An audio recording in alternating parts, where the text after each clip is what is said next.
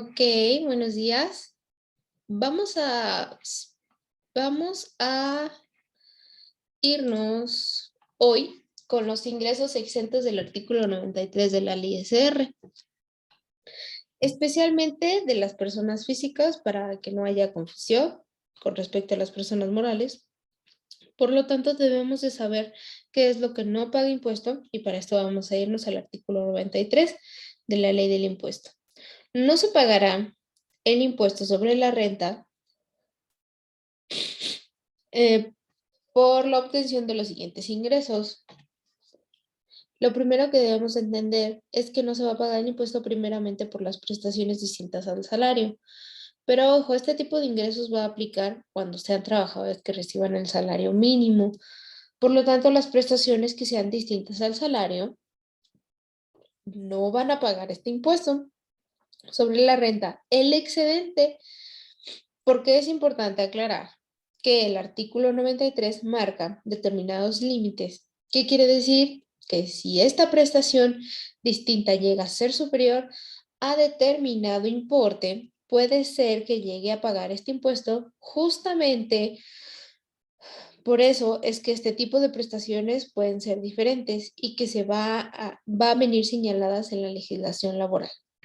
También no se va a pagar el impuesto entre ellos que estén indemnizados por riesgos de trabajo o enfermedades de este tipo de ingresos. Por ejemplo, ocurre cuando cuando una empresa va a indemnizar a uno de sus trabajadores o la misma seguridad social va a indemnizar a alguno de los trabajadores que tenga un patrón por haber sufrido algún riesgo dentro del trabajo. Para esto es necesario que exista un certificado que realmente avale que existió un riesgo o una enfermedad. Entonces, cuando se recibe ingreso por indemnización, este tipo de concepto no van a ser ingresos que paguen este impuesto.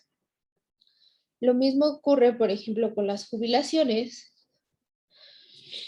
y las pensiones, a veces e incluso también el retiro, que puede llegar a confundirse con las pensiones. ¿Esto qué quiere decir? Que todo aquel dinero que nosotros recibamos por tema de jubilaciones y pensiones no va a pagar impuestos. Existe una pequeña limitante antes de que se cumplan, creo que los 65 años. Después de que se cumple esa edad, ya va a ser prácticamente un importe que no va a necesitar pagar impuestos por más o menos la cantidad, creo que de 2.400.000. Después de esa cantidad sí se va a tener que pagar este impuesto sobre la renta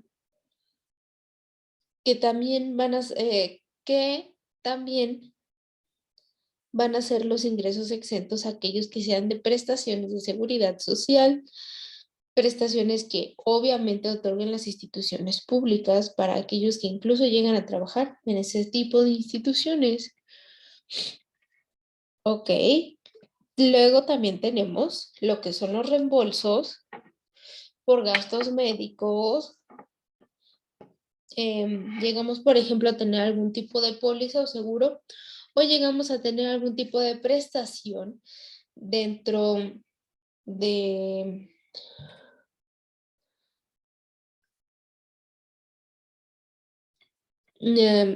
tipo de prestación, sí, dentro de la misma empresa. Puede ser que cuando nosotros suframos algún tipo de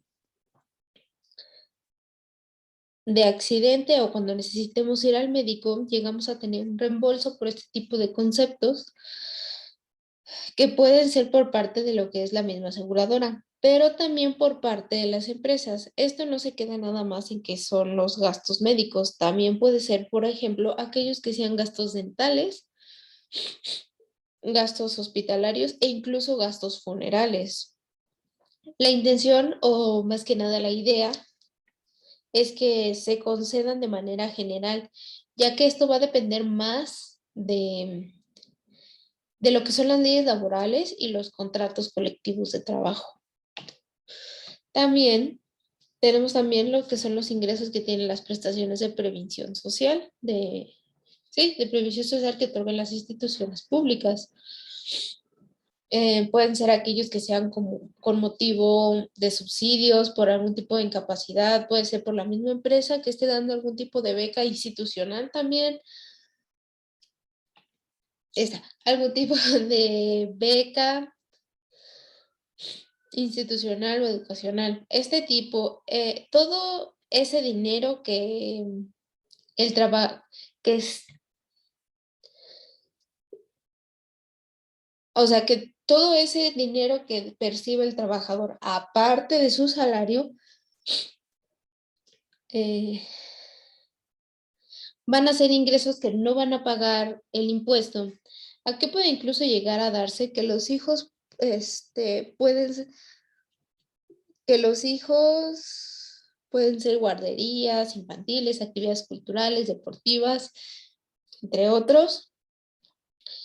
Otra vez, la intención y la idea de que sea de naturaleza análoga y que obviamente se concedan de manera general, como lo veíamos en los reembolsos de gastos médicos. Luego tenemos que entrega de depósito de Infonavit. ¿Qué es lo que ocurre? Que, por ejemplo, hoy en día está muy de moda que si tú hiciste aportaciones a los, a lo que es la subcuenta de vivienda de la cuenta individual,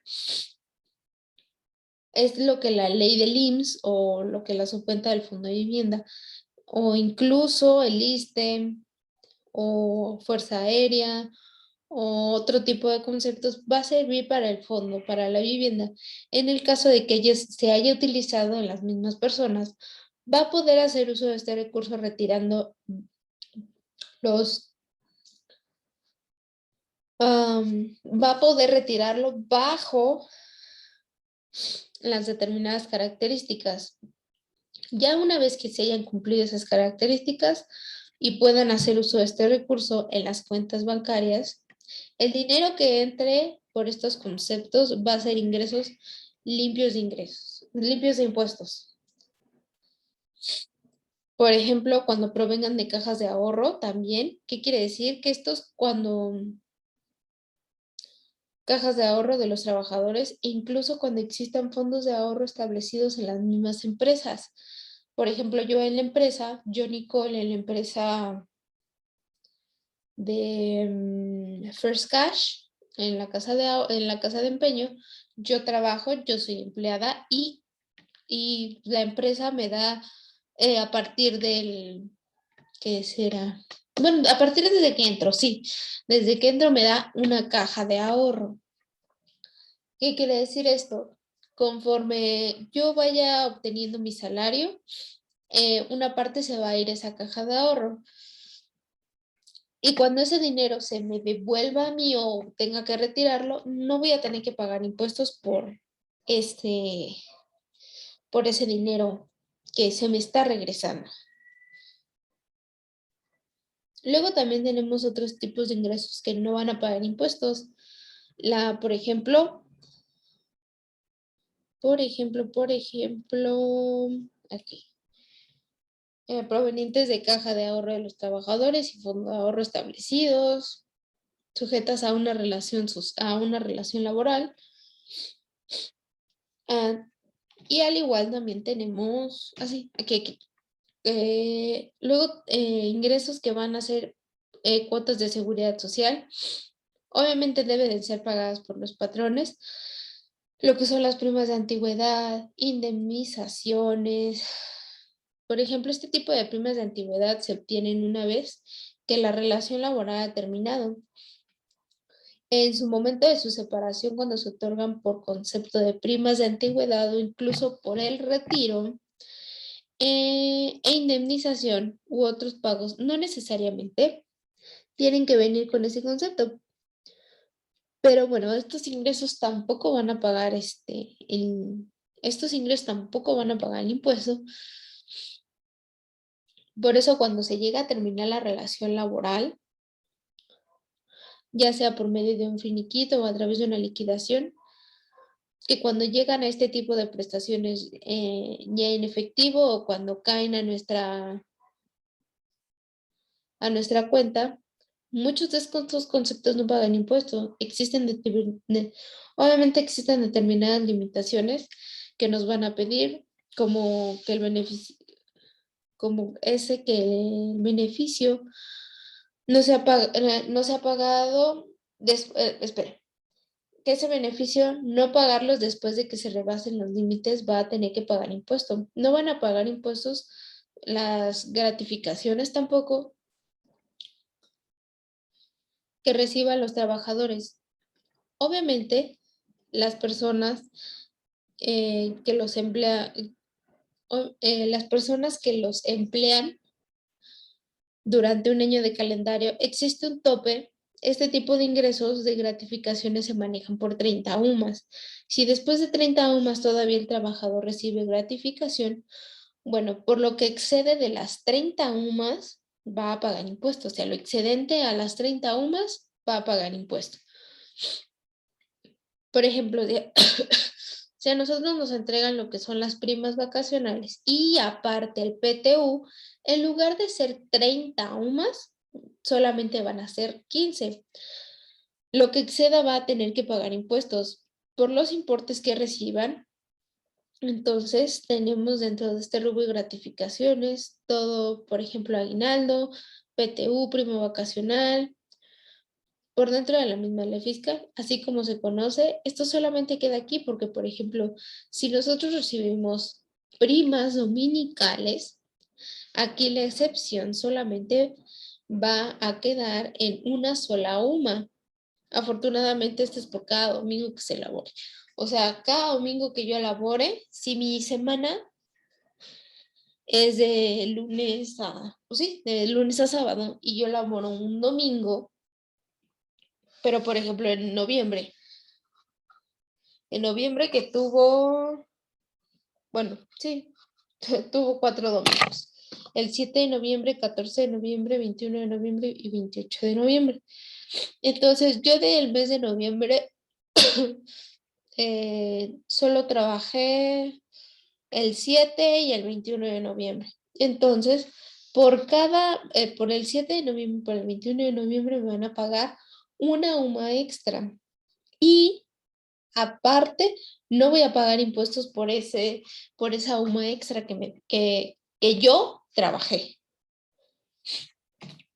Y otro tipo de ingresos que tampoco van a pagar impuestos son aquellos ingresos que reciban los extranjeros, pero solamente en algunos casos. Por ejemplo, siguen a ser agentes diplomáticos, agentes consulares, empleados de embajada, los miembros de delegaciones oficiales, los miembros de delegaciones científicas y humanitarias, los representantes de funcionarios y empleados internacionales por la sede u oficina en México y los técnicos extranjeros. Quiero pensar que, por ejemplo, en una embajada, pensemos en una embajada de Holanda. Quiero pensar que todas esas personas, bueno, más bien al revés, sí, pensemos en la Embajada de México en Holanda. Quiero pensar que esas personas reciben su salario, reciben, pues sí, reciben su remuneración al haber trabajado. Y este tipo de, el impuesto que esté exento, quiero pensar. Ajá, remuneraciones por servicios personales. Entonces creo que a ellos no se les cobra el ISR por el hecho de estar en extranjero. Quiero pensar que así es como funciona este impuesto en este rubro.